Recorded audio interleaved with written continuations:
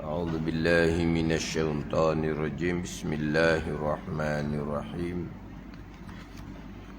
الحمد لله رب العالمين، والصلاة والسلام على سيد المرسلين وعلى آله وصحبه أجمعين. رب اشرح لي صدري ويسر لي أمري واحلل عقدة من لساني يفقه قولي.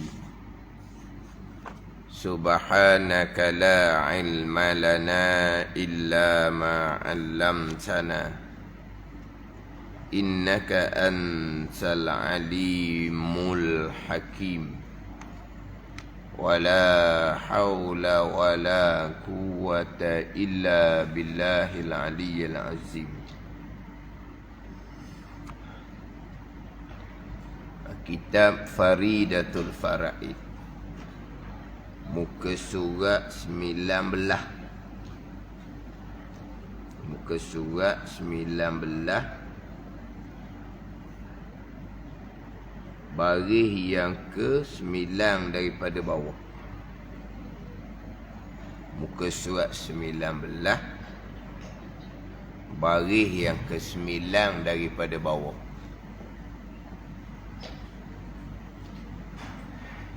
Qala al-muallifu rahimahullahu ta'ala wa nafa'ana bi'ulumihi amin.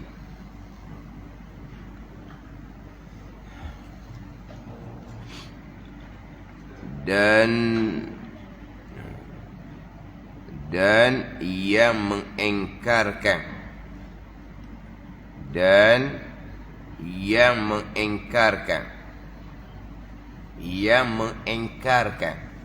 oh ni hak jawi hak saya ni, jawi hak lama. Hak jawi baru ni dan yang menukarkan. Tahu? Kan gitu? Dan yang menukarkan. Hak Rumi mengingkarkan. Gitu hak Rumi. Hak tu betul. Hak saya ni yang mengingkarkan, yang tidak beriman. Ingkar ni kupu tu lah. Kufrun. Ingkar. Orang kupu, ingkar ni hak tak beriman. Hak tolak. Ada ingkar. Kita ni kalau ingkar, ginilah ingkar. Hak Tuhan suruh dia tak buat. Hak Tuhan larang dia buat, ingkar tu. Hak Tuhan suruh dia tak buat. Hak Tuhan larang tu dia buat. Bagi apa? Ingkar. Itu ingkar. Kan gitu? Macam anak-anak tu lah. Ingkar. Akan nasihat ibu bapa. Apa dia ingkar? Tolaklah ingkar ni. Tolak ingkar. Sini samalah ingkar tolak boleh.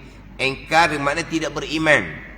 Di sini ingkar ni bukan ingkar hak zahir tu. Suruh semayang, dia ingkar. Larangan jangan mengumpat, dia ingkar. Tu hak zahir. Ni hak ingkar ni dalam bab pegangan, dia tolak dalam bab pegangan. Ingkar.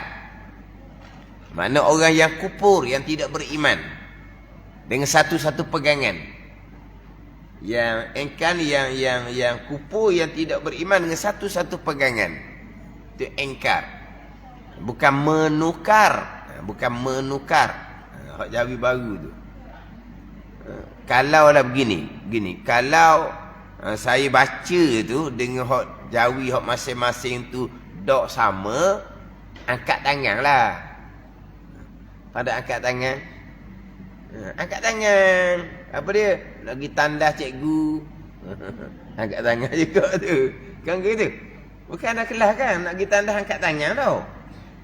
Bukan angkat tangan nak jawab soalan. Angkat tangan nak pergi tandas. Ni angkat tangan lah. Beritahulah.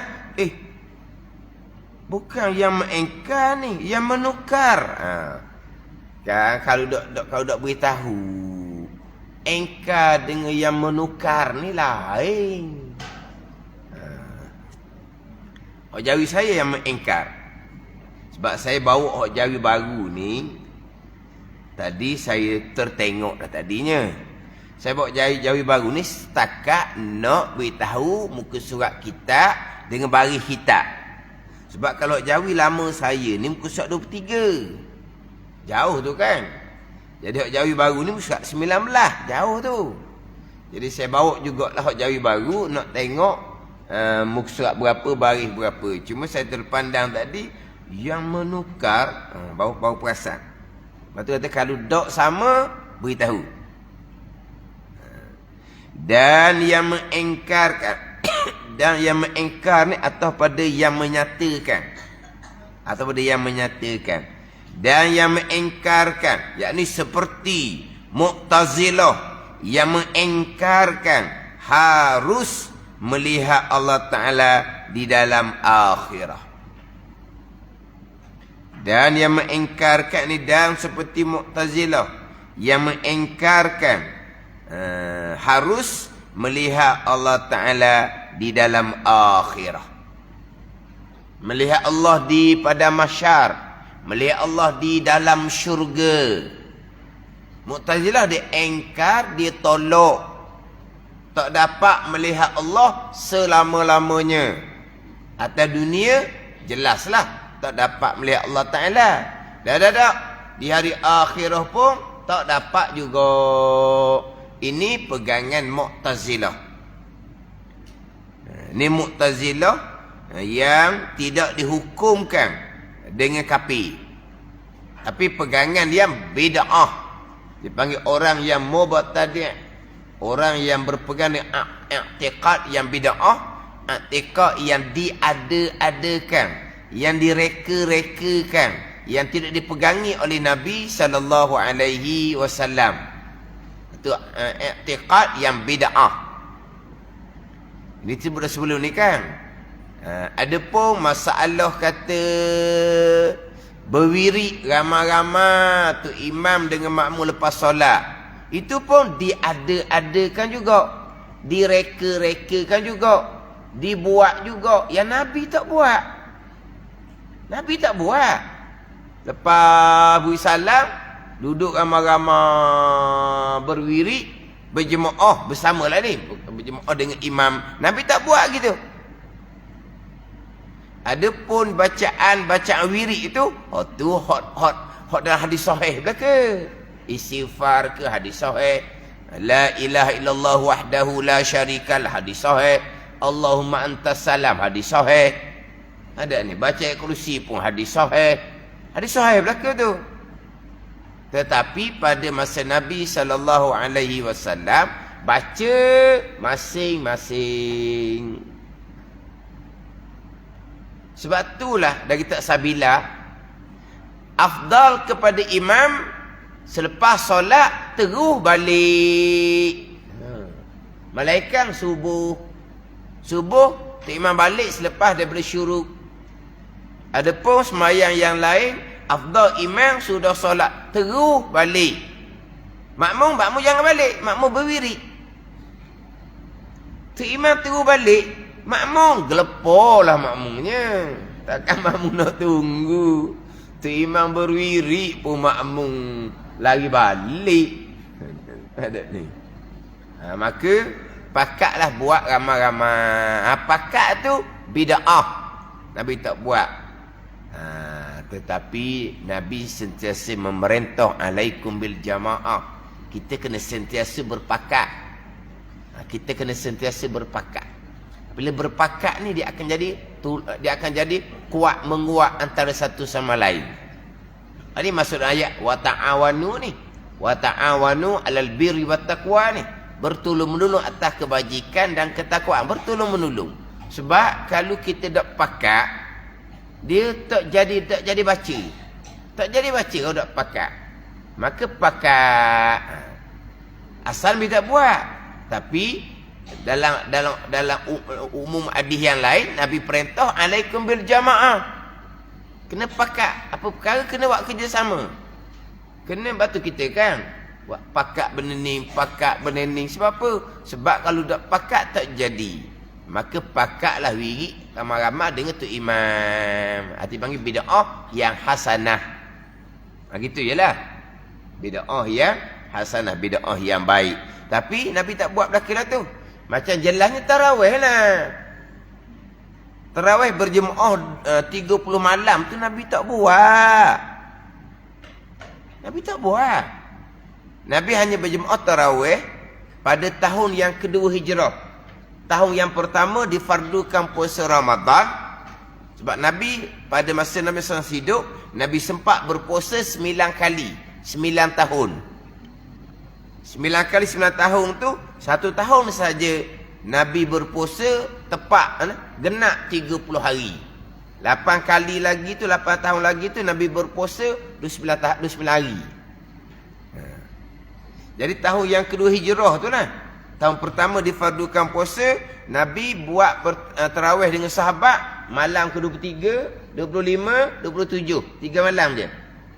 Lepas tu Nabi tak keluar dah ke masjid. Sampai Nabi SAW wafat. Tak ada. Semayang masing-masing. Naik Sayyidina Bakar radhiyallahu anhu menjadi khalifah 2 tahun. Sampai Sayyidina Bakar wafat. Tidak ada. Tarawih masing-masing. Naik Sayyidina Umar menjadi khalifah tahun yang ke-13 hijrah. Tak ada, tarawih masing-masing. Tahun yang kedua Sayyidina Umar jadi khalifah tahun yang ke-14 hijrah. Sayyidina Umar pakat sahabat buat tarawih ramai-ramai. Ini bid'ah lah ni. Bid'ah yang hasanah. Bid'ah yang hasanah. Ada ni. Sebab memang kalau kata Nabi buat berjemaah 3 malam je. Buat 3 malam sudah lah. Ramadan nanti malam 23 penuh masjid berjemaah tarawih. Malam 25 penuh masjid berjemaah tarawih. Malam 27 baru ikut sunnah betul. Tapi bukan jemaah lepas isyak. Nabi balik dulu. 1/3 malam baru Nabi keluar. Pukul 11 ke pukul 12 ke. Tarawih panjang-panjang rapat dengan sahur. Gitulah hak tarawih Nabi SAW. Sebab tu kita buat tarawih lepas isyak dan kita sebut apa? Minal bid'il kusala. Bid'ah orang malah. Kita terror dah kitanya. Dah tarawih 20 malam. Sakit orang apa kita ayah haji 20 malam. Mau haji 20 malam. Orang muda tak boleh lawan. Kelas dah. Terror dah. Dan kita kata dah. Tarawih Nabi buat bukan lepas mak isyak. Lepas mak isyak tu sahabat balik dah. Yang sempat berjemaah tarawih Nabi pada malam 23 mula-mula tu ada segelintir sahabat saja. Termasuk yang ahli sufah yang duduk di masjid Nabi yang tak balik. Sebab semua balik belakang dah. Jadi orang esok hari baru tahu, menyesal masing-masing. Dah balik dah. Dah balik belakang dah. Nabi pun balik ke rumah Nabi dah. Nabi keluar kembali. Bukan tarawih lepas isyak. Midal bid'il kusala. Bid'ah satu dah. Orang malah. Terror kita dah. Orang malah. Orang malah. Tu bab furung agama, bab pekoh. Ni bab pegangan. Berpegang dengan i'tiqad yang bid'ah. Ni panggil bid'ah i'tiqadiyah, bid'ah yang sesat. Sesat dalam neraka. Tapi tidak dihukumkan kafir akidah bid'ah ni. Tapi akidah dosa besar ni. Bukan akidah ahli-sunnah wal jamaah. Tapi tidak dihukumkan kafir. Mana contohnya? Contoh terdahulunya Mu'tazilah Qadariyah. Contoh yang kedua. Seperti Mu'tazilah yang mengingkarkan harus melihat Allah Ta'ala di dalam akhirah. Contoh pertamanya hak Mu'tazilah Qadariyah. Kita pergi kepada pembicaraan terdahulunya surat 12-13 Ahlussunnah wal Jamaah, Jabariyah dan Qadariyah. Itu kena faham balik tu. Kemudian undur balik kepada hak rukun iman yang ke-6. Sekalian qadar dan qada. Sekalian qadar dan qada. Lepas tu kita apa kita? Sekalian qadar dan qada. Tak apalah, qadar tu ketentuan azali. Tu siap dah. Qada ni perbuatan Allah. Sekalian qada perbuatan Allah. keesaan Allah pada perbuatan. Lepas tu kita tanya apa lagi kitanya? Dah kita ni kan, inilah perbuatan Allah. Mana perbuatan Allah? Kalau tanya kok, kamu bertanya tu perbuatan Allah. Nampak klik-klik mata, nampak pening. Klik-klik mata tu perbuatan Allah. Bulak mata pening. Bulak mata pening tu perbuatan Allah. Ngiling kepala. Ngiling mata tu perbuatan Allah. Pakai bangun lagi balik lah. Dah. Sekalian perbuatan Allah, saya sudah tanya dah. Sekalian perbuatan Allah. Ni hak berlaku di kita saat ni. Perbuatan Allah lah ni. Hak luar, hak dalam ni. Organ-organ dalam ni. Jantung ke, paru-paru ke, buah pinggang ke, dia berfungsi belaka. Darah dia mengalir contohnya. Itulah perbuatan Allah Subhanahu wa ta'ala. Yelah darah mengalir ni kerana dipampkan oleh jantung ke apa? Jantung ada. Yang darah mengalir pun semua tu. Dah. Semuanya perbuatan Allah. Jantung tu berfungsi, perbuatan Allah. Darah tu mengalir, perbuatan Allah. Itu tajuk rukun iman ke-6. Itulah dianya tauhid pada af'al, wahdaniyah pada af'al. Mengesakan Allah pada perbuatan. Yang berlaku semuanya perbuatan Allah. Yang berlaku di kita, perbuatan Allah. Yang berlaku di malaikah, perbuatan Allah. Yang berlaku pada iblis, perbuatan Allah. Yang berlaku pada jin, perbuatan Allah. Yang berlaku pada syaitan, perbuatan Allah. Dan malaikat kan tugas-tugas. Malaikat tugas itulah perbuatan Allah. Malaikat mencatat baik buruk. Itulah perbuatan Allah. Itu catatan Allah Ta'ala. Bukan catatan malaikat. Hakikinya lah. Itu rukun iman ke-6. Jadi malaikat apa? Dia malaikat hak duduk tugas di alam barzakh. Itulah perbuatan Allah. Itu malaikat duk jaga syurga neraka. Itulah perbuatan Allah. Malaikat yang menurunkan hujan, yang menurunkan rezeki. Hakikinya Allah Ta'ala belaka Ar-Razzaq. Ar-Razzaq siapa? Malaikat. Allah Ta'ala. Wa yarzuqu man yasha. Dia rezeki yang Allah Ta'ala akan barang yang ia kehendak. Bukan malaikat. Kalau kita duk mengaji tugas malaikat menurunkan rezeki, itu hanya pada zahir. Yang ada ni. Dan malaikat yang meniupkan roh jadi hidup, cabut roh jadi mati. Yang meniupkan roh, yang mencabut roh, perbuatan Allah. Saat roh tu ada, kita hidup. Hidup ni perbuatan Allah, bukan perbuatan roh. Pegangan. Tu je. Hak malaikat okey lagi. Hak syaitan? Hak syaitan tu kan? Hak Azazil tu. Iblis laknatullah tu. Apa kerjaan dia? Menyesatkan, menggoda Nabi Adam AS. Perbuatan Allah. Sampai sekarang ni, menyesatkan anak Adam ni, Iblis dan syaitan. Perbuatan Allah.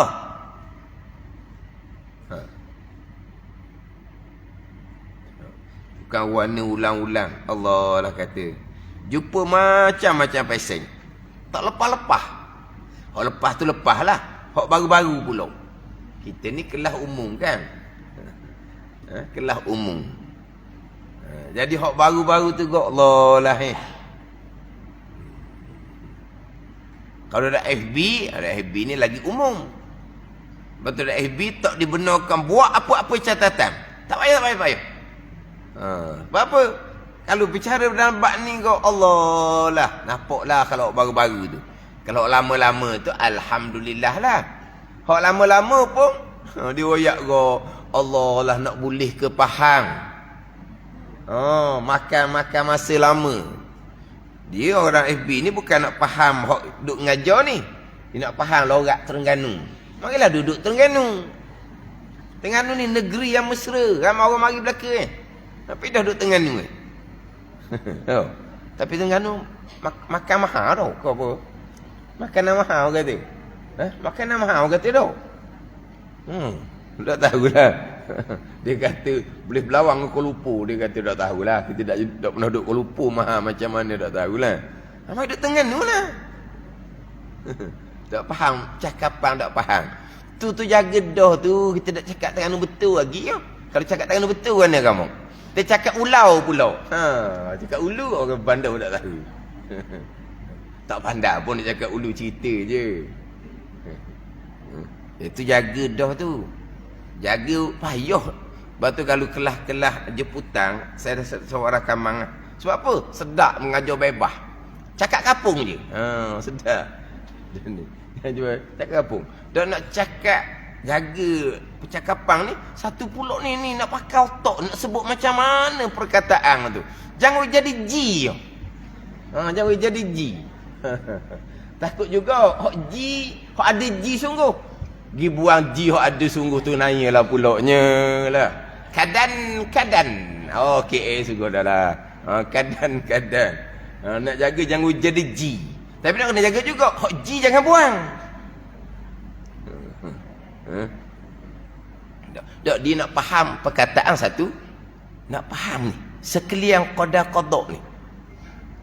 Dia kata makan masa yang lama nak faham. Bukan makan masa lama nak faham, makan masa lama nak buang akidah salah tu. Apa dia payah nak faham? Sekalian qada-qada. Apa? Payah. Yang payah sikit ni nak kena mikir sebahagian qada-qada, sebahagian bukan qada-qada. Tulis molek. Hak qada-qada mana? Barang apa? Perkara apa? Tulis molek. Hak bukan qada-qada hak mana? Kena tulis molek, takut tukar. Situlah nak kena tu sikit. Dah sekalian. Tidak terkecuali walaupun sebesar zarah. Apa benda lagi? Paling mudah.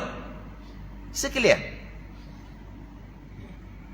Itu kata tu. Kalau bertanya, keluar perkataan tu.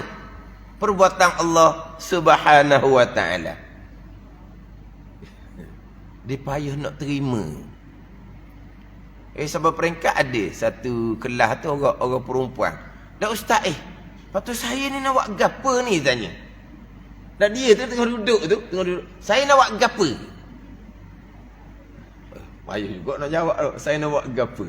Dah. Tak ada. Hak Tuhan belaka. Saya nak buat gapa? Dia tanya. Nak buat gapa apa? Nak buat gapa? Sekarang tu buat apa sekarang tu? Duduk. Itulah perbuatan Allah. Lepas tu duduk sokmo tak balik. Tu perbuatan Allah. Lepas tu nanti tok laki dengan anak mari dukung. Tu perbuatan Allah.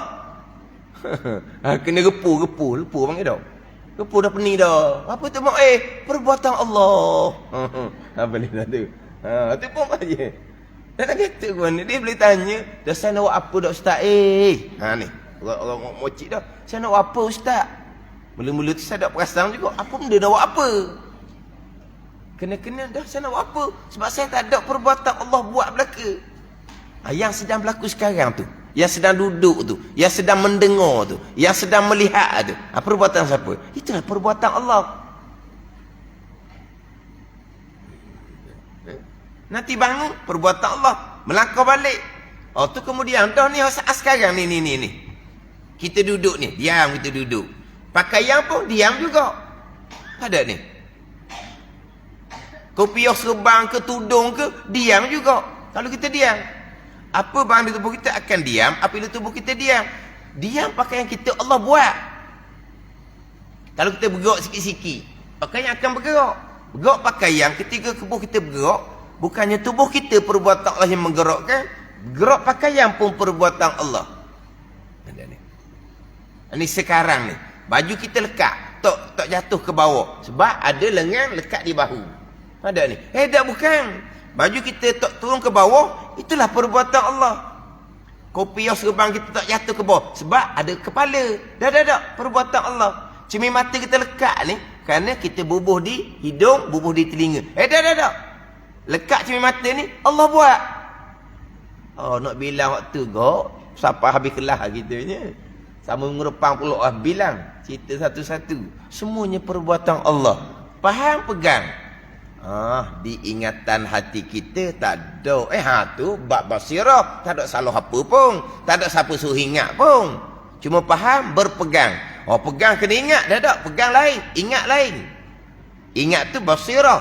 Ada ni. Pegangan ni pegangan di hati kita. At-tasdiqul qalbi, itu pegangan. Ni, hati. Membenar hati, percaya hati, putus di hati. Ingat, itu basirah, mata hati, itu bicara lain.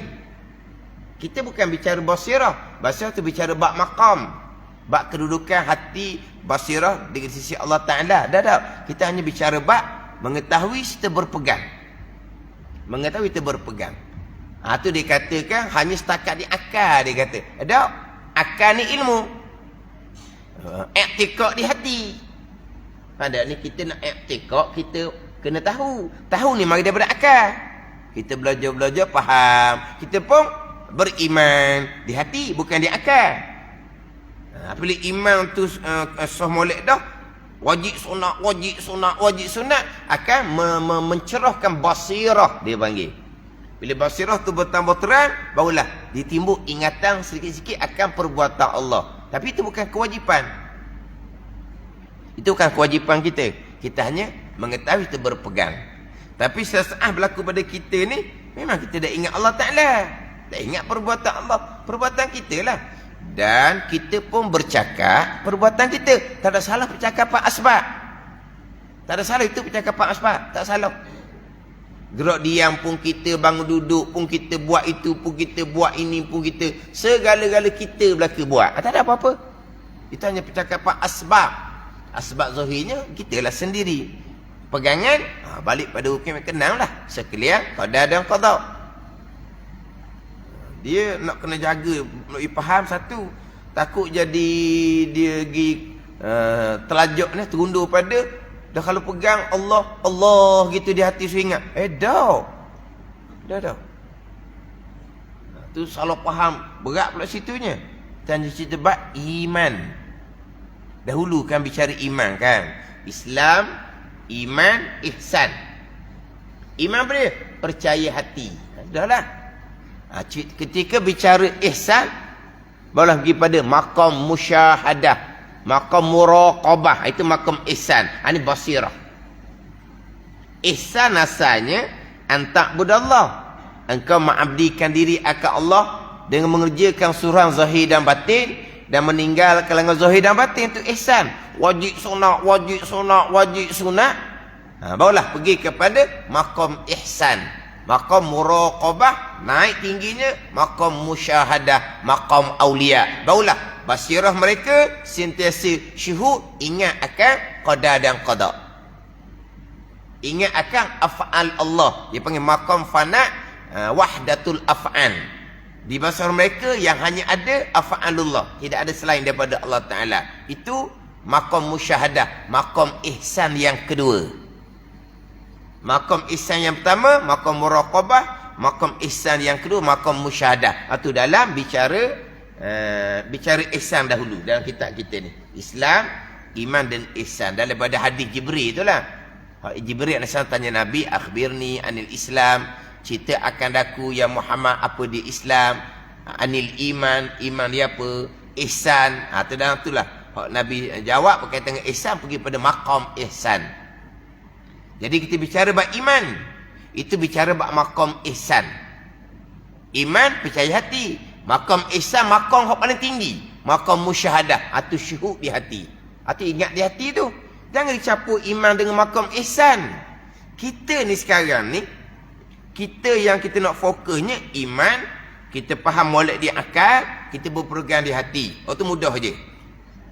Nak menjadi orang muhsin pada ni.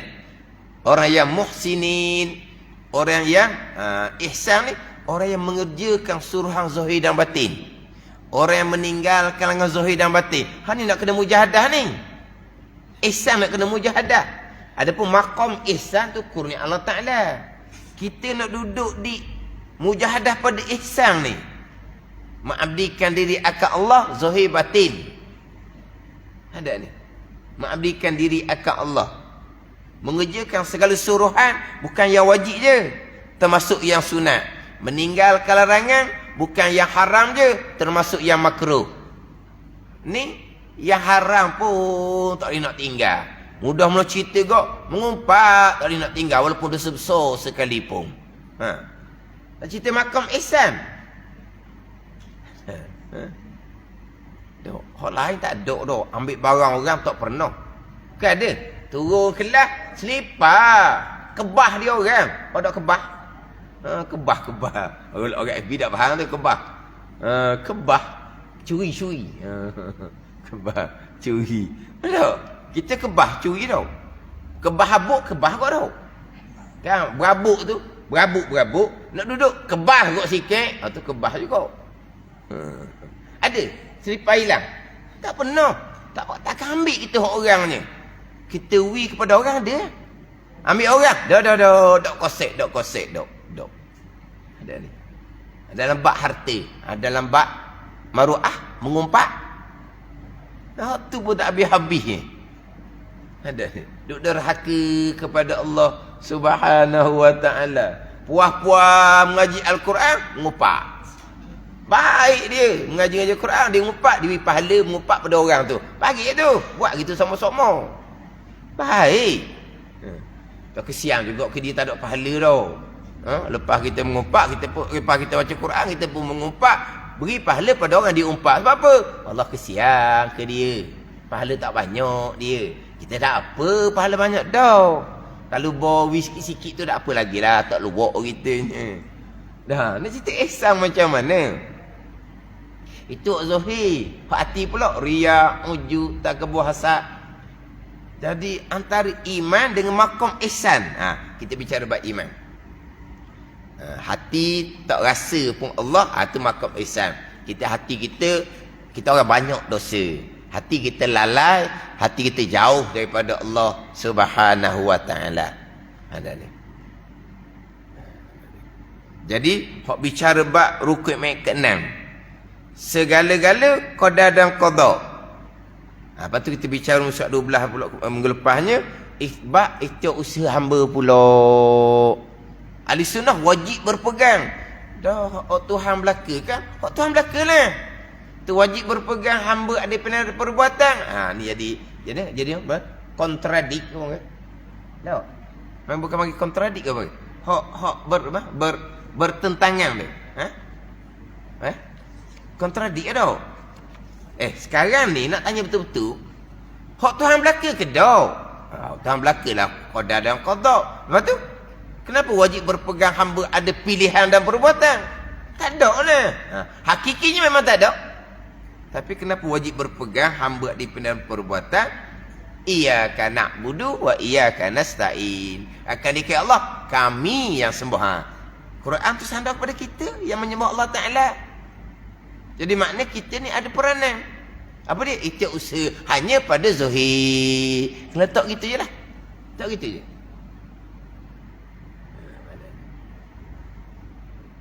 Hanya pada zahir. Tapi kenapa pula Allah menyandarkan pada hamba? Hakikinya Allah Ta'ala belaka. La yus'alu amma yaf'alu wa hum yus'alu. Jangan tanya Tuhan. Kita akan ditanya pada hari akhir. Setakat tu je kitanya. Tapi hak rukun yang ke-6 mati dahulu. Baru lagi pada bicara ikhtiar dan usaha. Wajib berpegang hamba di ikhtiar usaha. Qadariyah ni. Hamba di ikhtiar usaha, hamba sendirilah yang menjadikan perbuatan dirinya dengan kudrah, dengan upaya yang Allah letak pada hamba. Hamba ni siapa? Manusia, jin, malaikat, hamba belaka. Jadi malaikat menjadikan perbuatan malaikat sendiri dengan kudrah, kuasa, upaya yang Allah jadikan di malaikat. Sampai masa malaikat buat sendiri, bukan Allah buat dah. Ni. Ni hak Mu'tazilah, Qadariyah. Kita ahli sunnah jemaah, kita berpegang Allah jadikan kudrah, kuasa, upaya pada diri hamba, tetapi saat gerak dia hamba tetap balik kepada perbuatan Allah Subhanahu wa ta'ala. Kenapa Allah letak upaya pada hamba? Kenapa Allah tak jadikan manusia ni seumpama patung sahaja? Patung berbentuk manusia juga. Pada ni. Tapi tak ada apa benda pun di patung tu. Tak ada upaya. Kenapa Allah jadikan upaya pada hamba? Sampai masa hamba gerak diam. Bukan sampai masa ni. Setiap saat hamba gerak diam. Kan kita ni kan. Setiap saat tau. Kan ada satu masa gerak pun tidak, diam pun tidak. Ada? Ada tak? Ni 24 jam kita ni. Ada tak satu masa pukul berapa? Kita ni sebagai hamba, gerak pun tidak, diam pun tidak. Cuba mikir. Cuba mikir. Masa mana? Pecahlah kepalanya. Sebab memang setiap saat berlaku gerak, setiap saat berlaku diam pada diri kita. Jadi gerak diam tu setiap saat perbuatan Allah. Tapi kalaulah gerak diam tu perbuatan Allah, kenapa lagi Allah letak upaya pada hamba? Jangan duk tanya banyak lah, setakat tu je. Cuma oleh kerana Allah letak upaya pada hamba, Allah letak ni upaya akal pada hamba, maka disandarkan hamba yang memilih dan melakukan kebaikan dibalas baik, hamba yang memilih dan melakukan kejahatan dibalas buruk. Nak sandar pada hamba. Kenapa hamba memilih dan melakukan? Allah jadikan dia hamba tu otak lagi, Allah jadikan boleh memikir, boleh menilai, tenaga lagi dia hamba, maka hambalah. Sebab tu dia letak upaya pada hamba, nak sandarkan perbuatan baik buruk kepada hamba. Tapi sebenarnya memilih dan melakukan baik buruk hak Allah Ta'ala juga. Nak sadar pada hamba sebab Allah letak upaya. Macam ngelak pula. Macam ngelak pula. Ada ngelak. Lepas tu tak ada lagi banyak-banyak, saya kat tu je. Sebab tu Mu'tazilah ni, apabila Allah letak upaya pada hamba, mesti upaya tu ada faedah, ada guna. Dengan baru upaya kudrah di hamba ni yang menjadikan perbuatan hamba sendiri, barulah upaya tu ada faedah. Kalau Allah letak upaya pada hamba, tapi gerak dia hamba Allah juga, jadi sia-sia upaya tu. Allah tak buat benda sia-sia. Ni Mu'tazilah ni. Makan juga dia akal. Dan sekarang Allah letak dah upaya, Allah letak. Tapi gerak dia hamba ni bukan upaya yang buat. Dah apa guna Allah letak upaya pada tubuh hamba? Saja. Sia-sia. Kosong. Allah buat tak benda saja? Allah buat tak benda sia-sia? Tak ada faedah. Allah tak buat. Jadi apabila Allah letak upaya pada hamba, upaya inilah, kudrah di hamba lah yang menjadikan perbuatan diri hamba sendiri. Dia hak Mu'tazilah Qadariyah, dia akan cerita di bawah tu tak dihukumkan kafir kerana mereka ada takwilan mereka. Mereka ada takwilan mereka. Dan Mu'tazilah Qadariyah ni sendiri pun ialah, kalau kita tengok dalam kitab-kitab besar, didatangkan juga dalil-dalil Al-Quran bagi pahaman Mu'tazilah ni. Dalil Al-Quran bagi pahaman Mu'tazilah ni. Faham tak ni? Tapi dengan pemahaman ayat yang salah. Kitab besar didatangkan akidah Mu'tazilah, didatang ayat Quran. Ada ni. Dia punya dalil ayat Quran Mu'tazilah pegang salah ni. Salah macam mana Ustaz? Dah kata ayat Quran. Kata ayat Al-Quran. Pegangan salah macam mana? Salah pemahaman Quran. Salah pemahaman. Pada ni.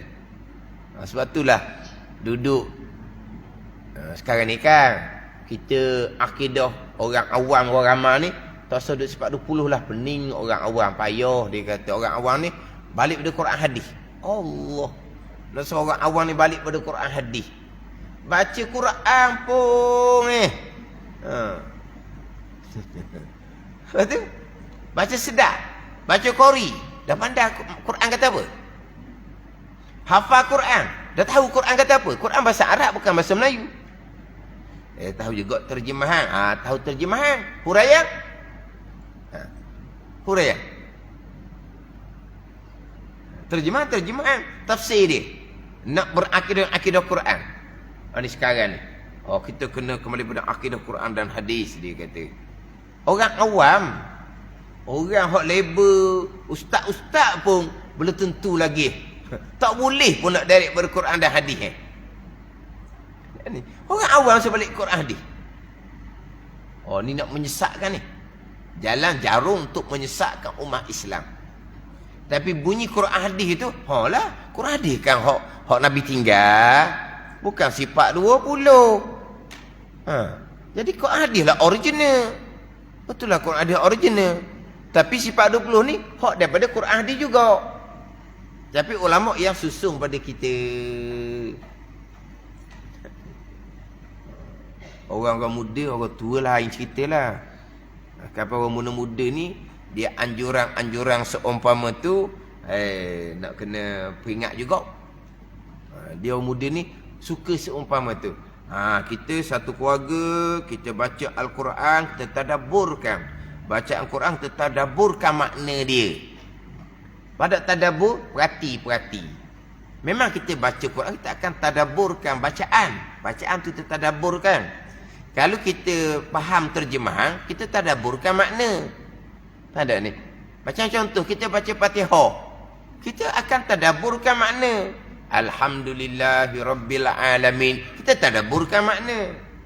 Ada ni. Sebab kita faham makna terjemahan Fatihah. Tapi huraian, tafsiran, setakat tadabbur makna. Kita tak boleh nak berakidah direct pada Quran. Walaupun kita tadabbur makna. Tak bicara Fatihah tu lah. Alhamdulillahi Rabbil Alamin. Huraian Alhamdulillah panjang. Huraian Rabbil Alamin lagi panjang. Alhamdulillah tauhid uluhiyah, istighnaa iftikar. Rabbil Alamin tauhid rububiyah. Kalau betul-betul lah berpegang dengan Alhamdulillahi Rabbil Alamin, maka tak timbullah golongan yang berpegang ada perkara yang berlaku yang bukan perbuat qada dan qada Allah. Ayat pertama Fatihah pun terpesong dah. Baca comel, makna tahu. Tadabbur makna ketika baca Fatihah sebab nak jaga khusyuk. Kita orang awam nak jaga khusyuk sembahyang ni, kita tadabburkan makna bacaan kita. Kalau Fatihah kita tadabburkan makna dia. Kalau kata tasbih rokok dalam sujud, kita tadabburkan makna dia. Barulah kita boleh jaga hati kita supaya tidak lalai ke lain. Tapi kita tadabbur makna terjemahan saja.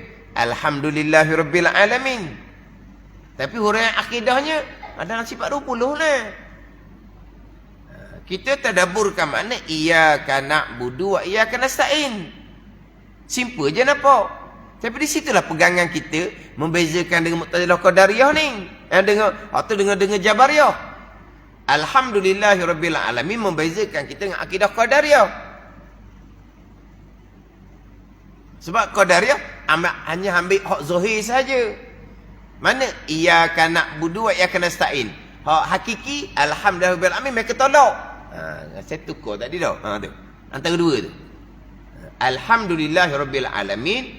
Jabariyah ambil waktu je. Iyyaka na'budu wa iyyaka nasta'in. Kami mereka tolak. Qadariyah pula dia ambil iyyaka na'budu wa iyyaka nasta'in saja. Kami. Perbuatan kami sendirilah mengabdikan diri akan Allah. Bukan ketentuan Allah, bukan perbuatan Allah dah. Maka dia tak berpegang dengan alhamdulillahirabbil alamin. Orang Qadariyah semayang, orang Jabariyah semayang, semua akan baca Fatihah. Boleh tadabbur makna, tapi akidah dia ni Fatihah terang-terang lah. Ni nak baca Quran, nak tadabbur makna, tak payah dah belajar kitab-kitab ni. Masa Nabi tak ada kitab-kitab ni. Masa Nabi tak ada sifat 20 ni. Kesiannya lah orang awam. Adalah orang-orang yang nak bawa kita kena balik ke hadis. Dengar ayat tu manis je. Siapa yang boleh kembali ke Quran hadis? Orang-orang tertentu sahaja. Ulama-ulama muktabar. Mereka lah yang ambil di Quran hadis. Mereka pun susun dalam kitab. Narik pada Quran hadis. Hak ustaz-ustaz ada. Minta maaf lah. Kalau hak konon-kononnya nak beli Quran hadis sebab 20 dia mereka tolak, cuba tengok rakaman mereka. Kalau bab ketentuan Allah, perbuatan Allah, rukun berkenan. Ahli sunnah ke ahlul bid'ah? Mereka sentiasa membid'ahkan amalan umat Islam. Tapi masa sama, mereka lah yang beriktikad dengan iktikad yang bid'ah dalam bab qada dan qada Allah Subhanahu wa taala. Sebab mereka tolak kaedah sifat 20 yang sumbernya adalah Al-Quran dan hadis Nabi sallallahu alaihi wasallam. Wujud akidah bakok ni akidah siapa? Akidah Nabi bawa ke Aristotle yang bawa? Kalian dekat Aristotle tu kan? Aristotle disebut dah sebab 20. Aristotle betul tak sebut? Aristotle. Waktu ni hak Portugis tu Alfonso Albuquerque ke apa? Macam budak-budak dululah. Alfonso. Nak sebut nama Mak Saleh. Aristotle tu. Sebab 20 ni Aristotle bukan Nabi wujud kena bakau. Ada ni. Kalau kata akidah Nabi, masa Nabi ada sifat 20, dia difitnah waktu pula. Bila kata, gitu, tak kenal sejarah. Sifat 20 kurung yang keempat. Ada masa Nabi, bukan susunan wujud kena bakok tu ada susunan tu. Tapi, Nabi bukan ajar Allah ada, Allah sedia, Allah kekal. Bukan dengan sebutan susunan sifat, dok lah. Lagi di spingnya. Nuh daripada Nabi Adam AS pun wujud kena bakok. Sifat 20 ada pada masa Nabi Adam. Mengapa dikelirukan? Bukan susunan sifat tu. Apa? Akidah sama je, berpegang Allah ada. Sama je. Allah ada sedia, kekal. Sama je. Daripada Nabi Adam sampai kiamat. Malaikat pun akidah yang sama. Malaikat ngaji sifat 20 juga. Kayak gitu. Pening pula orang dengar. Ada lihat orang ni dia spin. Payah. Ada. Orang yang konon-konon mengesyorkan kembali Al-Quran hadis, mereka sendiri pun dalam akidah Al-Quran, mereka bukan akidah ahli sunnah, akidah ahlul bid'ah.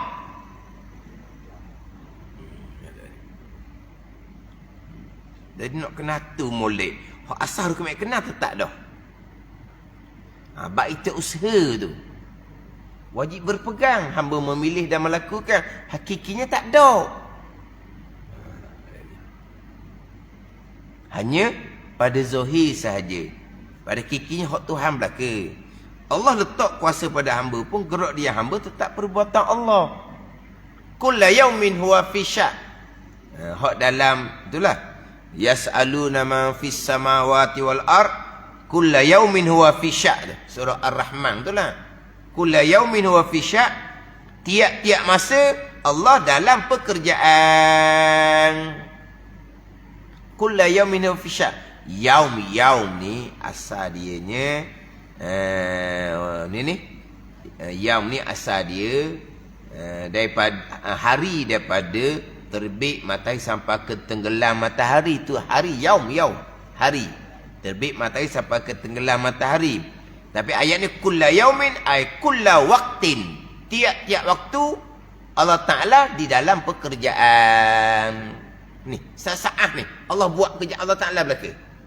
Tapi kalau Allah letak kuasa pada hamba buat sendiri. Mana pekerjaan Allah Ta'ala?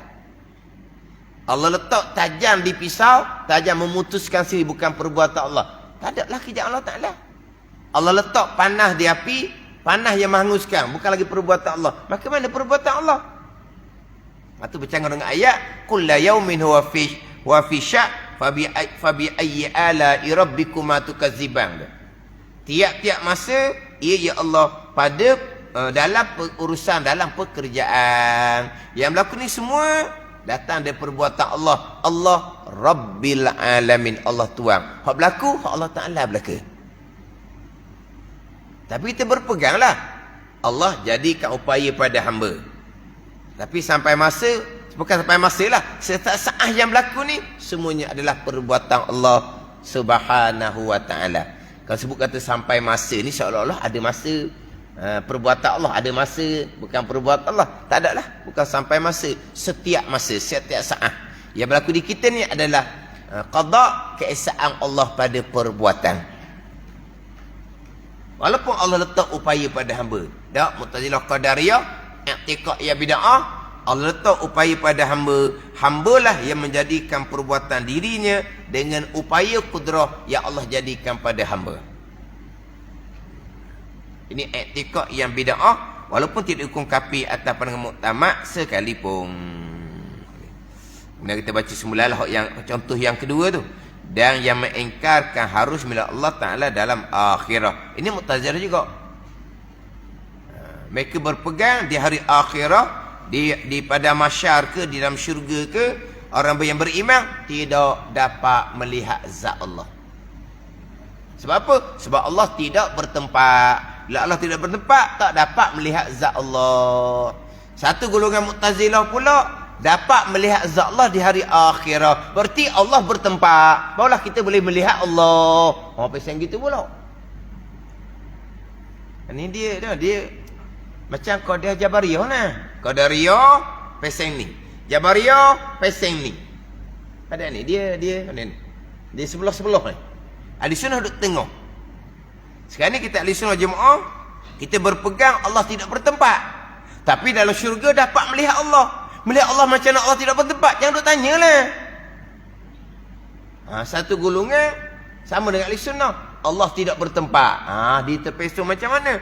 Bila Allah tidak bertempat, maka tak dapat melihat Allah. Satu golongan Mu'tazilah pula sama dengan ahli sunnah, dapat melihat Allah dalam syurga. Berarti Allah bertempat dalam syurga, di arash. Dia letak macam-macam mana pun. Kita dari ahli sunnah jemaah berpegang Allah tidak bertempat, tapi dari hari akhirah dapat melihat Allah. Lepas tu serah kepada Allah Subhanahu wa ta'ala.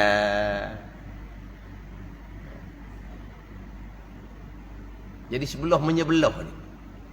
Macam Qadariyah Jabariyah juga.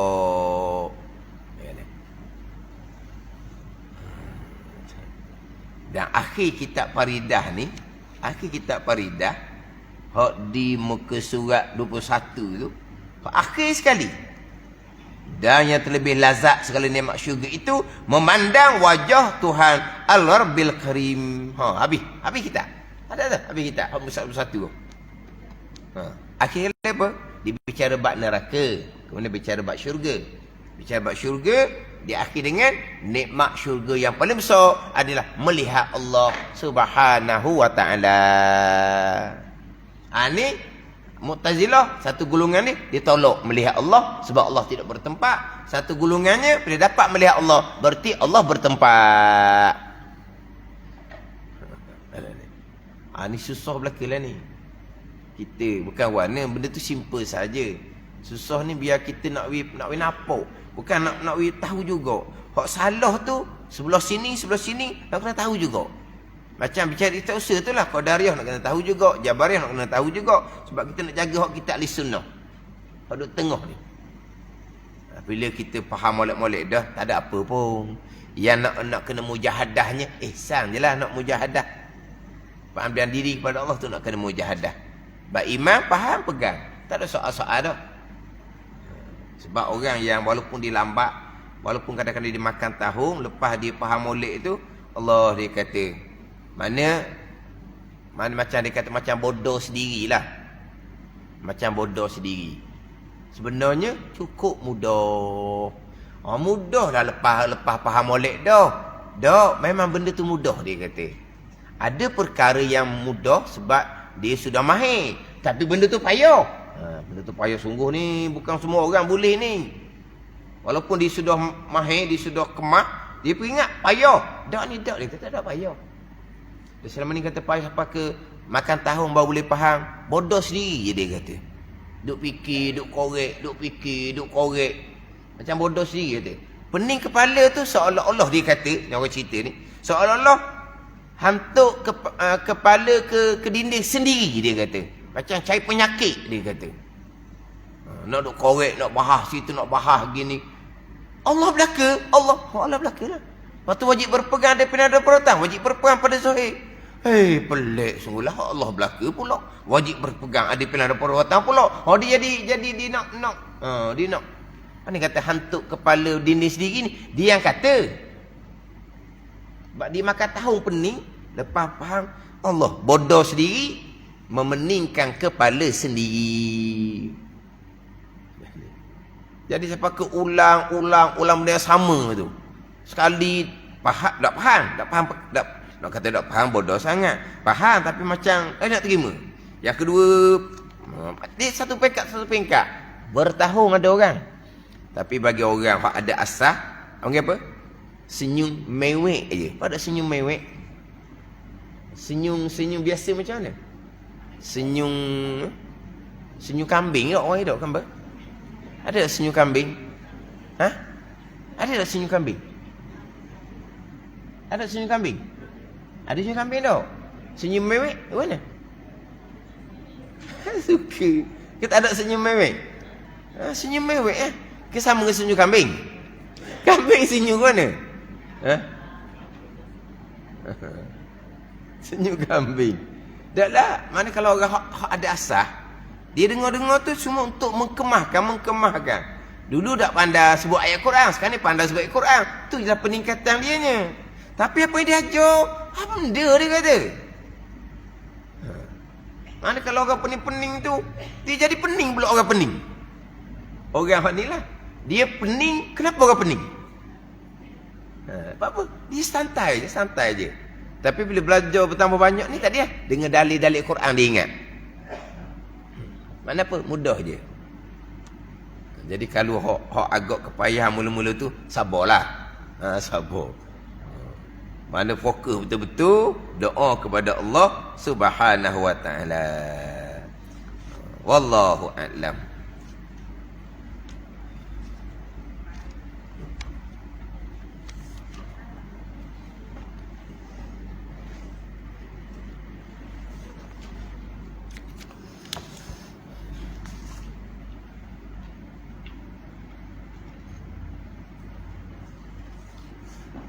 Ada 3 soalan ni. Pertama ni, saya ada baca dekat page ustaz, ada orang tulis.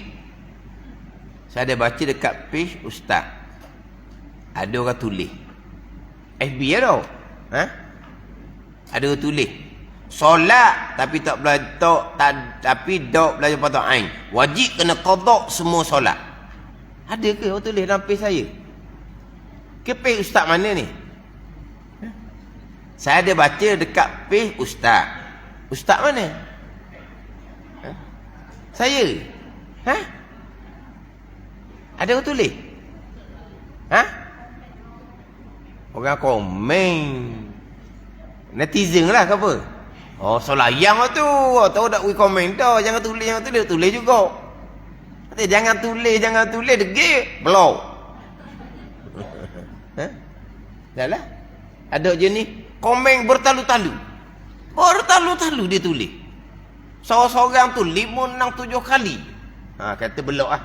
Belok seminggu 2 minggu. Ingat ke insah dah. Buka balik komen pula. Kali dia tak faham barangkali. Ni saya cerita dari FB ni. Maknanya kalau seminggu 2 minggu tak boleh buka tu, maknanya kena belok lah tu. Degil. Lepas buka, buat panggil semula. Mungkin dia ingat, seminggu ni tak ada lain berkali dia ingat. Tak, memang kena belok. Ni beritahu terang ni. Sebab ada juga, hak dari FB tu, jangan banyak komen, nanti kamu kena belok. Dia peringat. Ada orang tu peringat. Tapi degil juga. Degil. Akhirnya kena belok. Memang ada baca ni. Solat tapi tak belajar fardu ain, wajib kena qada semua solat.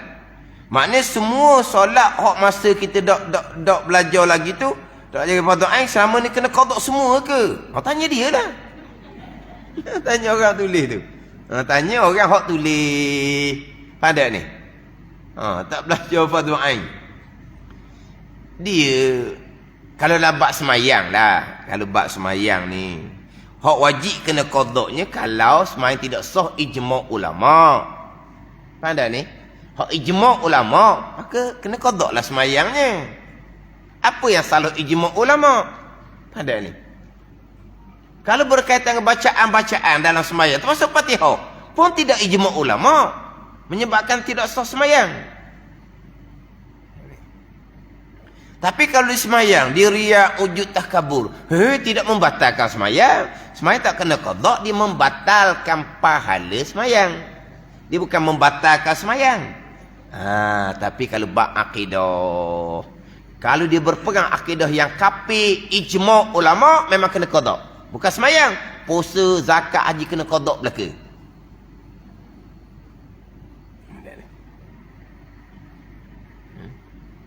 Semayang, puasa haji kena qada belaka. Kalau kafir, ijma' ulama'. Tapi wajib qada tu ijma' ulama' ke tak? Tidak. Itu pandangan jumhur. Tapi saya biasa tak sebut tu. Sebut kata kena qada. Itu kalau bab pegangan. Jadi solat tidak belajar fardu wajib kena qada semua solat. Nanti dulu jangan mudah-mudah gitu. Tapi dalam saya ada tulis gitu.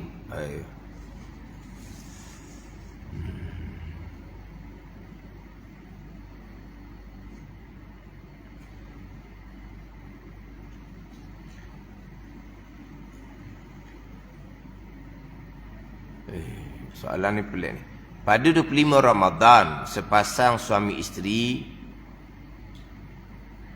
balik semula ke Terengganu, di rumahnya di Terengganu. Mereka musafir menzari anak sakit di Kelupu. Pada perjalanan pulang, mereka telah berbuka puasa dan membeli makanan di Selesai Minyak Temerloh. Bagi baki Ramadan, di 25 bulan tu dia berbuka puasa kerana musafir. Mereka tidak berniat puasa pada malam dan siang hari. Malam pertama mereka telah niat sebulan. Betul kali ikut mazhab Maliki. Adakah mereka perlu qada puasa pada baki hari Ramadan tu? Mereka tidak berniat puasa pada malam dan siang hari. Oh, pelik juga tu. Lepas balik ke air tu jadi pening dianya. Pening dianya. Ke macam mana?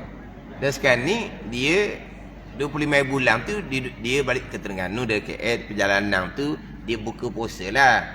Niat malam pertama untuk sebulan tu memang tak boleh pakai dah sebab dia sudah putus dah tengah tu.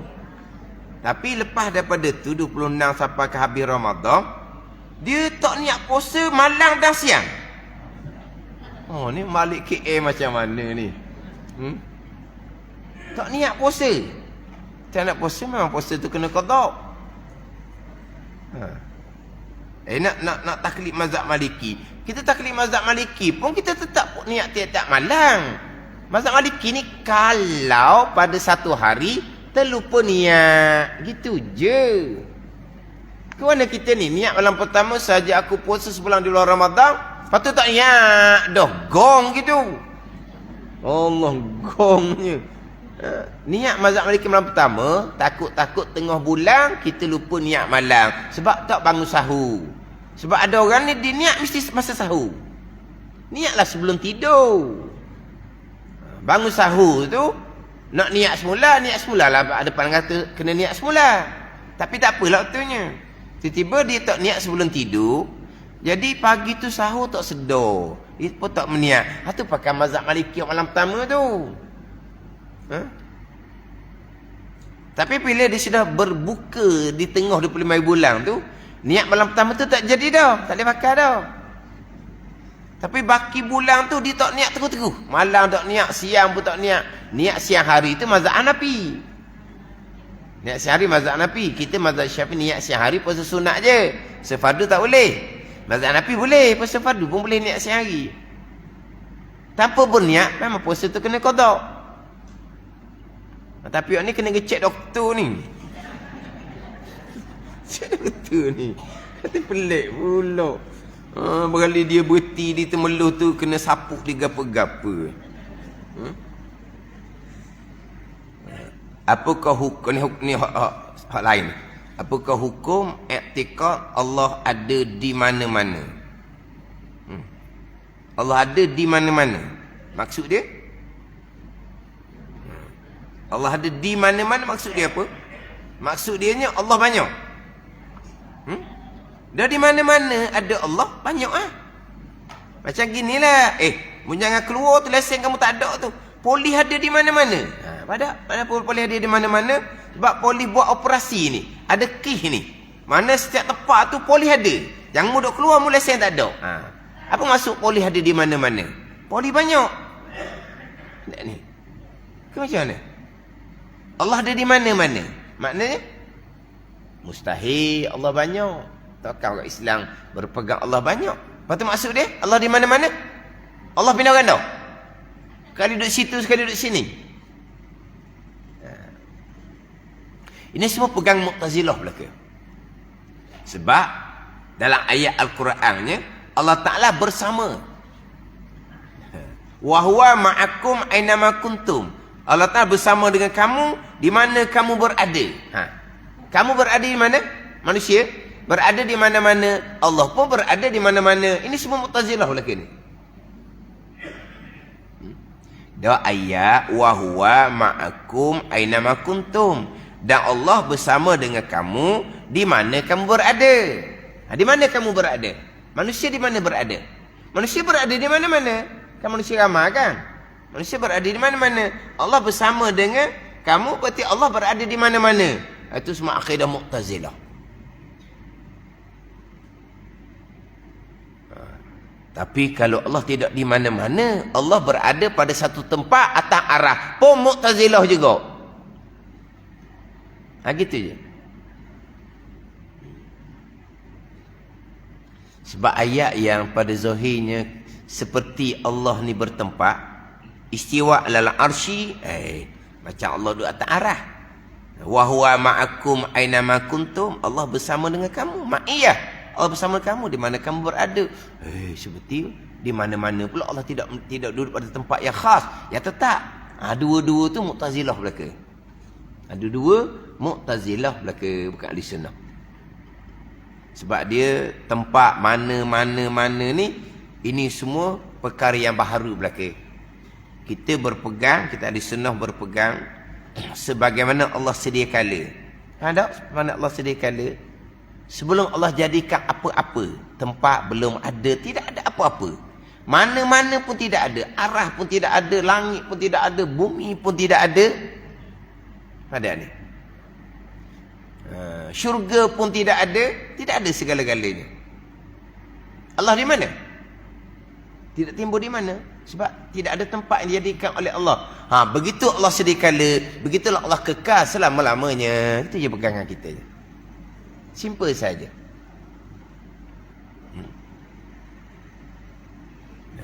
Ahli syurga dapat melihat zat Allah Ta'ala. Allah dalam syurga. Allah di arah. Pada azal, syurga belum ada. Arah belum ada. Allah berada di syurga? Tidak, sebab syurga belum ada. Allah berada di arah? Tidak, sebab arah belum ada. Begitu Allah pada azal, begitulah Allah kekal selama-lamanya. Selain daripada Allah adalah marbub kepada Allah. Rabbil alamin. Alhamdulillahi rabbil alamin. Allah Rabb bagi sekalian alam.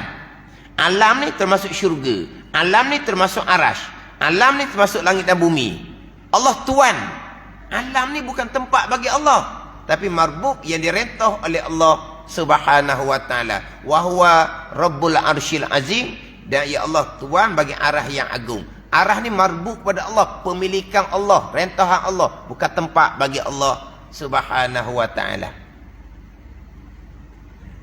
Lepas tu bila ditanya, kita berpegang Allah tidak bertempat. Mana dalil dia? Alhamdulillahi rabbil alamin. Tak faham? Tu kata nak kena huraian. Kalau kita qada, kita tak faham ayat, walaupun kita baca Fatihah tiap-tiap rakaat semayang. Allah rabbil alamin. Alam ni semua yang ada selain Allah. Arah alam, langit bumi alam, syurga alam. Allah Tuan. Alam ni bukan tempat bagi Allah Ta'ala, sebab Allah Rabb. Allah Tuan. Tuan yang hakiki. Tak perlu kepada alam untuk duduk bertempat. Ada. Batulah, jangan kadang-kadang orang tua lah. Waktu kena peringat lah. Anak nak pergi duduk jauh, pergi belajar ke, pergi kerja ke, bimbanglah dianya. Ada depan mata mak ayah ni, mak ayah jaga. Duduk jauh belajar kerja, mak ayah, lah sekarang kan, ingat baik awak, yang baik kamu ni. Jangan awak panggil pelik-pelik. Allah di mana-mana. Dia tu cakap gitu. Kena tegur. Tapi dia bukan berpegang Allah bertempat di mana-mana. Dia faham dia, maksud dia Allah tahu. Maksud dia situ sebenarnya. Allah tahu, Allah tengok. Orang tu cakap, awak duduk jauh pun, duduk kelupur pun, jangan buat benda Tuhan larang. Walaupun mak ayah tak nampak pun. Sebab Allah di mana-mana. Maksudnya apa? Allah Ta'ala tahu, Allah Ta'ala lihat. Itu maksud dia. Tapi awak tahu untuk lihat lah, jangan di mana-mana. Tak cakap gitu. Tak betul cakap gitu. Dan memang kalau berpegang Allah di mana-mana tu pegang yang Mu'tazilah. Ada orang ceramah pada mu'allaf. Kan mu'allaf kan dia ada penceramah kan bahagian agama lah. Dia ceramah pada mu'allaf, Allah berada di mana-mana, dalam jambang je tak ada. Kata jeng sungguhlah. Dah jambang busung. Sebab qada hajat tak tarik tu. Jadi Allah berada di mana-mana, dalam jambang tak ada. Kata dia ceramah pada mu'allaf pula. Kesianlah ke mu'allaf. Dan mu'allaf orang masuk Islam kan. Baru je nak mendalih agama. Dia ajar dengan Allah berada di mana-mana, tak ada jambang. Satu laginya, Allah ada tangan. Tapi tangan Allah tak sama macam tangan makhluk. Ni semua ayat-ayat mutasyabihah belaka ni. Dalam Quran ada sebut tangan, ada sebut muka, ada sebut mata. Dalam ayat Al-Quran, tangan, muka, mata. Allah ada tangan tapi tak serupa tangan makhluk. Dia sekarang ni ginilah. Kalau Allah ada, kita ada. Allah mendengar, kita mendengar tapi tak sama. Tapi itu berkait dengan sifat. Adapun tangan ni berkait dengan juzuk, anggota. Pada ni Allah ada, kita ada, tapi tak sama sifat. Bicara bab sifat. Adapun tangan ni bicara bab anggota, bab juzuk. Dia lain.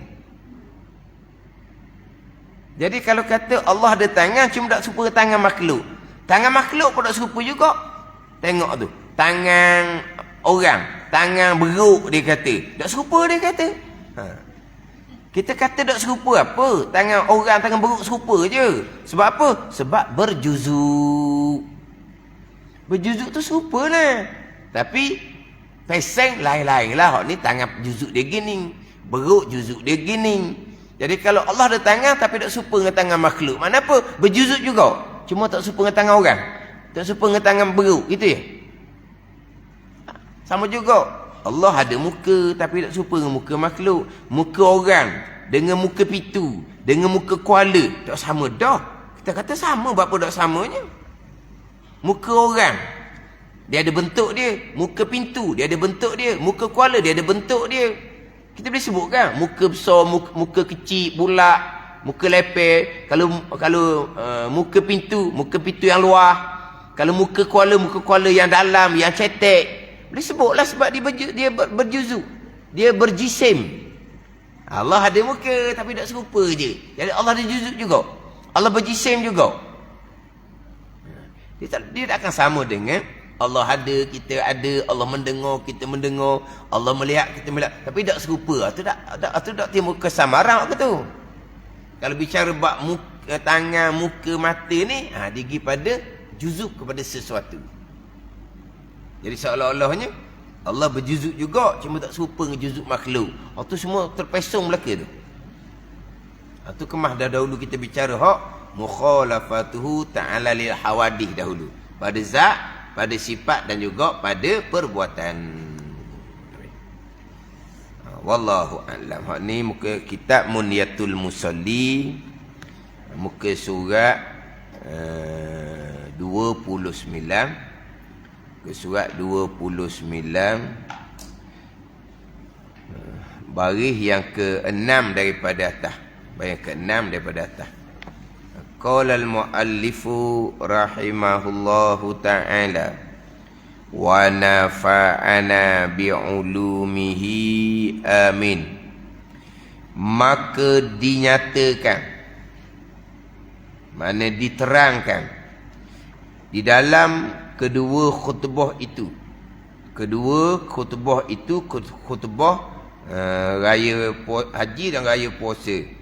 Hukum bicara korban pada khutbah hari raya korban, dan bicara hukum zakat fitrah pada hari raya fitrah. Ini bicara bab khutbah dua hari raya. Bila solat berjamaah yang diimamkan oleh imam laki-laki, maka disunatkan membaca khutbah. Diimamkan oleh imam laki-laki. Kalau diimamkan oleh imam perempuan, makna orang perempuan buat jemaah, sembahyang jemaah, sembahyang raya berjemaah sesama perempuan. Bila diimamkan oleh perempuan, kita maklumlah, semua perempuan belaka lah. Tidak disunatkan baca khutbah gitu je lah. Naik atas mimbar rupa macam khutbah. Viral lah jawapan dia. Tapi kalau diimamkan oleh lelaki, walaupun lelaki seorang saja, puluhan ratusan tu perempuan belaka, sunat baca khutbah. Sekarang ni diimamkan oleh lelaki, seorang saja lelaki, yang lain semua perempuan, maka disunatkan berkhutbah. Bukan dia lelaki perempuan ni dia ada tuntutan-tuntutan yang berbeza. Pada ni khutbah tidak ada tuntutan kepada orang perempuan. Ni beri penceramah ni tidak ada tuntutan bagi perempuan. Pada itu tuntutan pada orang lelaki. Contoh kita kata, semayang yang paling besar sekali semayang apa? Semayang Jumaat. Itu paling besar sekali. Yang kedua, subuh hari Jumaat. Yang ketiga, asar hari Jumaat. Semayang Jumaat lah paling besar sekali. Tak semayang Jumaat, dosa yang amat besar. Sebesar-besar semayang Jumaat, kerana orang perempuan. Orang perempuan macam mana? Pernah tak terfikir, Jumaat ni semayang paling besar sekali ni. Orang lelaki je tak minggu, kita gila lah. Lelaki seminggu, perempuan seminggu baru adik. Gila. Dah. Tak pernah terfikir. Kan sedap tak main Jumaat? Sedap tak? Boleh masak, boleh apa kan? Orang perempuan tak main Jumaat. Sedap tak? Sedap rehat tau. Tengah hari tu mengantuk. Dengar khutbah tu kok terhangguk dengar khutbah. Masa mengantuk. Main Jumaat sebesar main Jumaat. Ada umpan ada. Tak dituntut pada orang perempuan. Tapi kalau ada tempat boleh duduk, sunat. Sunat perempuan hadir Jumaat. Macam ni. Kalau sebelum ni. Masjid Ajin. Kenal Ajin. Masjid baru tu. Kalau orang musafir aku berhenti situ sebab dia mudah. Jadi isteri dia boleh tumpah main Jumaat. Kan biasa masjid lain kan, lelaki naik atas masjid main Jumaat, isteri duduk atas kereta. Nak tunggu orang balik belaka, nak naik sembahyang Zuhur Asar perempuan ni lambat jadinya. Jadi tak sedap juga tu. Dah, suami naik atas masjid main Jumaat, dah kereta anak tinggal bini, mari orang pecah cermin ke? Tak kebahaya mak sekarang ni, jangan duk kata sekarang ni. Dia boleh macam-macam sekarang ni. Penyenayah pun jadi gila dah sekarang ni. Pelik-pelik. Dah, ada anak ada kereta ni, ayah main Jumaat, tinggal dah kereta. Kalau mari orang jahat atau orang gila. Orang jahat tu memang tujuan dia dah nak jahat. Kalau orang gila, orang perempuan dah kata nak buat guna. Maka dia jerit situ je lah. Dia tak gerak dah. Dia jerit situ je. Tak bahaya. Tapi masjid Ajin tak. Kalau orang musafir, orang suka berhenti situ sebab sekali jalan. Dia kawasan perempuan tu dia dak alih. Jadi semai fardu dengan semai Jumaat tu dia buat tabir apa saya tak ingat masjid tu. Mana boleh semayang. Sebab apa? Sebab masjid dia besar. Jadi kalau untuk makmum lelaki saja memang banyak lagi kawasan kosong. Ada pun masjid lain tak boleh buka. Kawasan perempuan tak kena buka untuk lelaki. Sebab ramah sangat. Kalau orang perempuan mari juga, orang lelaki tak muat masjid dia nya. Ada ni. Dia kalau Kelantan ada juga masjid-masjid kampung yang ahli kampung dia tak ramah, perempuan memang datang solat Jumaat. Tapi bukan semua kampung juga. Sebab biasa kampung ni orang lelaki tu pakai belakang dah. Jadi orang perempuan tak ada lah. Tapi disunatkan kalau ada ruang. Tapi bukan di bandar-bandar tak ada, bandar ni tak ada. Semuanya penuh belakang. Penuh belakang.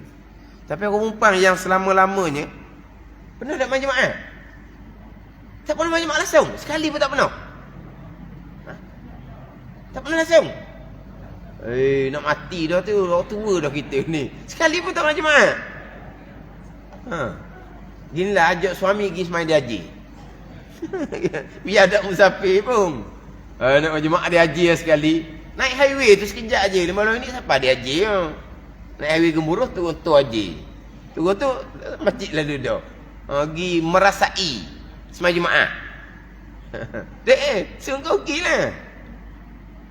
Kan ada lagi masjid lain. Kalau macam masjid Rusila, memang sok-sok dah perempuan dia ada Jumaat. Sebab dia ada kawasan luar. Tak apalah. Masjid Rusila perempuan dia macam tepi tu. Tak apalah dia memang. Tapi sekarang tak tahu, dia takut. Perempuan tak ada orang dah dulu ni, cerita dulu ni. Tapi saya tahunya masjid Haji. Tapi tak terfikir korang perempuan. Sembahyang Jumaat yang besar, kenapa kami perempuan tidak dituntut? Dia ada benda ni. Tuntutan lelaki, tuntutan perempuan. Tapi kalau belajar, talabul ilmi faridatun ala kulli muslimi wa muslimah. Tuntut ilmu kefarduan atas orang Islam lelaki dan kefarduan atas orang Islam perempuan. Sebut terang-terang. Belajar lelaki perempuan. Pada ni. Walaupun banyak perkara lainnya, lelaki-lelaki, perempuan-perempuan. Ni bab khutbah sembahyang raya ni, lelaki sahaja. Berjemaah diimamkan lelaki, maka disunatkan baca khutbah. Khutbah di hari raya ni macam khutbah Jumaat jugalah. Dia ada rukun khutbah, dia ada syarat ketika berkhutbah. Rukun khutbah, alhamdulillah, pujian. Wassalatu wassalam ala Rasulillah, selawat. Ittaqullah, pesan takwa. 3 tu rukun khutbah yang pertama dan rukun khutbah yang kedua. Bertambah pula ditambah dengan membaca satu ayat Al-Quran. Tak kira di awal khutbah kedua, di tengah, di akhir pun tak kira lah, kena ada satu ayat Quran.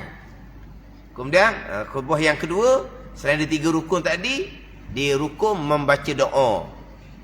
Ini membaca doa kepada muslimin muslimat. Rahimakumullah, cukup dah. Mudah merahmat akan kamu oleh Allah Ta'ala. Selesai dah rukun khutbah.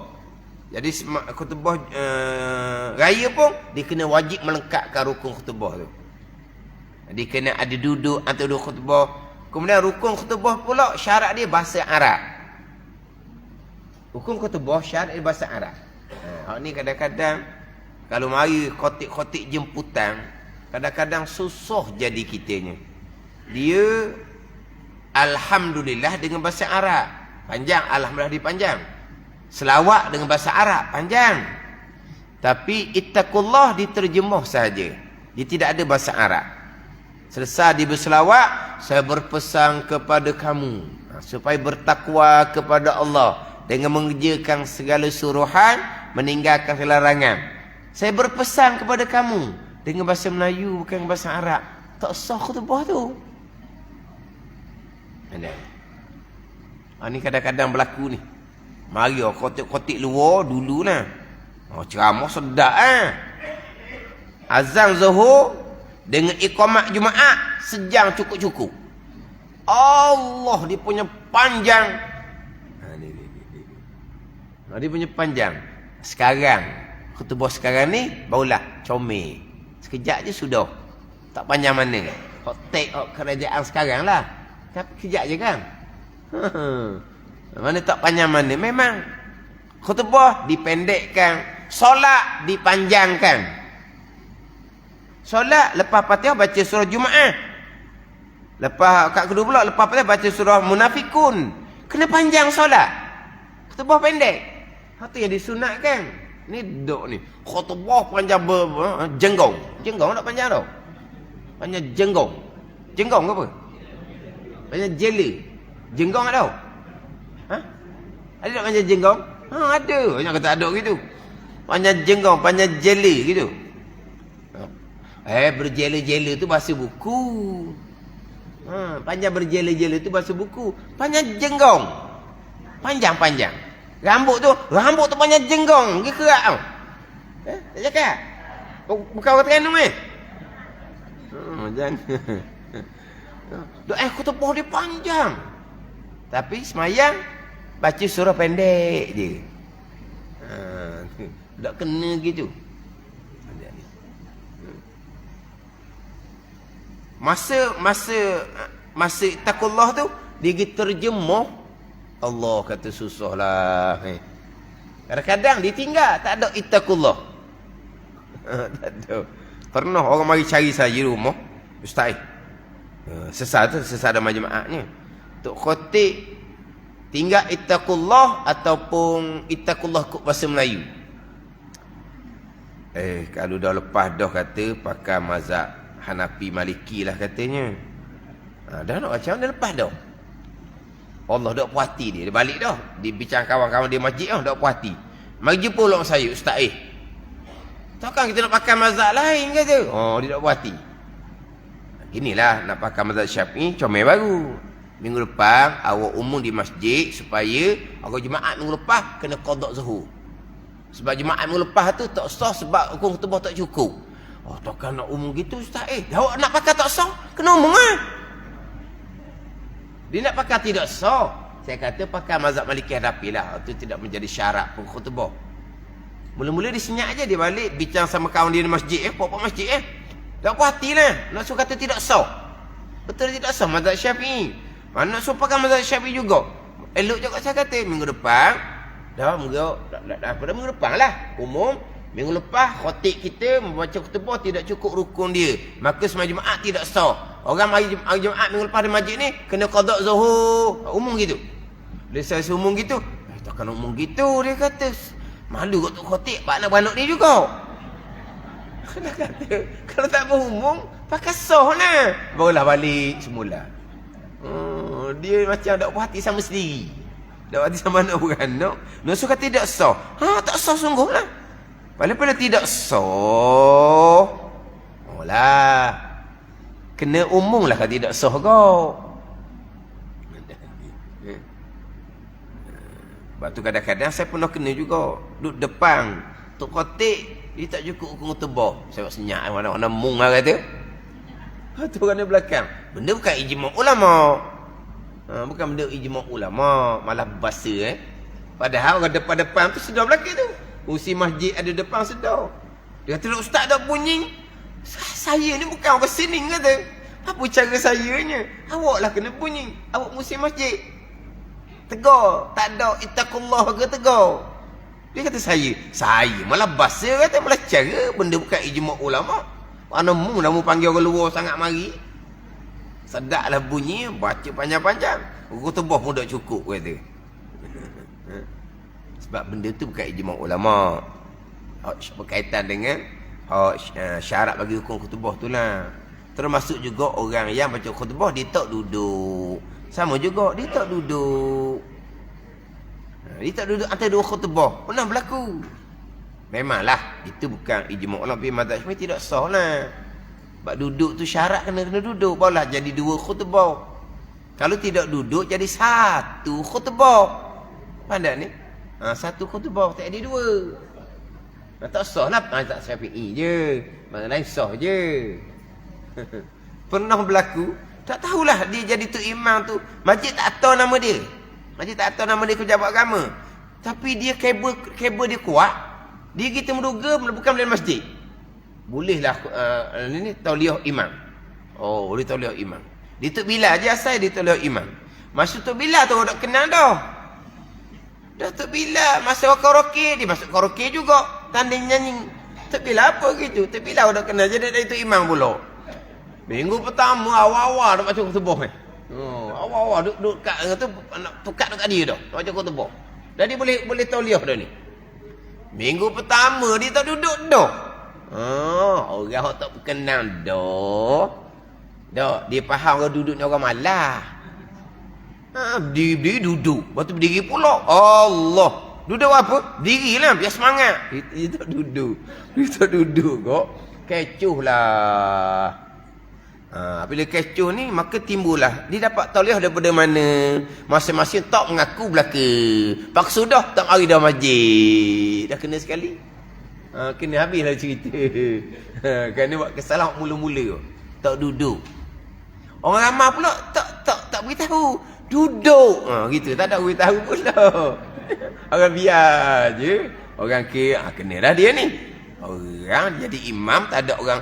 Tak, dia imam ni masjid yang hantar nama. Pengurusi masjid pun tak tahu. AJK masjid pun tak tahu. Mana tu syarat. Nak jadikan khutbah, dia wajib kena duduk. Kemudian ketika membaca khutbah Hari Raya Korban, disunatkan, bukan wajib, disunatkan membicarakan hukum korban dalam teks khutbah. Kalau raya puasa Fitrah, disunatkan cerita sedikit berkaitan dengan kewajipan zakat fitrah. Sunat. Dan memang gitulah. Khutbah raya memang gitu. Walaupun khutbah dia panjang sedikit, tapi bicara sedikit ada bab hukum korban. Kalau raya korban, akan ada sedikit sentuh bicara bab zakat fitrah. Kalau hari raya fitrah, memang disunatkan. Kalau dia khutbah raya korban, tak sentuh hukum korban pun sah je.